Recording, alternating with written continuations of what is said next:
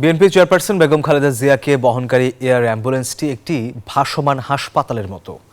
খুবই জটিল রোগীদের দীর্ঘ দূরত্বে আনা নেয়া করতে যেসব সুবিধা দরকার তার সবই রয়েছে এতে।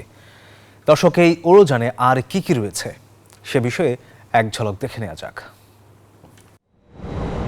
কাতারের আমির Sheikh Tamim bin Hamad Al থানির পাঠানো বিশেষ এয়ার অ্যাম্বুলেন্সটি এয়ারবাস A319 মডেলের।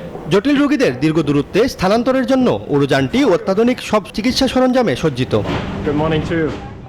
বিশেষ এই এয়ার অ্যাম্বুলেন্স একটি ভাসমান হাসপাতালের মতো। এ ধরনের উড়োজাহাজে জরুরি চিকিৎসা পরিস্থিতি মোকাবিলার জন্য থাকে সর্বশেষ প্রযুক্তি, যার মধ্যে রয়েছে ventilator, defibrillator, monitor, infusion pump ও জরুরি ঔষধ সহ অন্যান্য সেবা। রয়েছে পূর্ণ আইসিইউ সুবিধাও।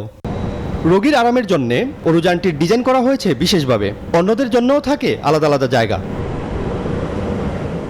এটি একটি বিশ্বাসযোগ্য উড়োজাহাজ যা জরুরি পরিস্থিতিতে রোগীদের জন্য সর্বোত্তম চিকিৎসা নিশ্চিত করে।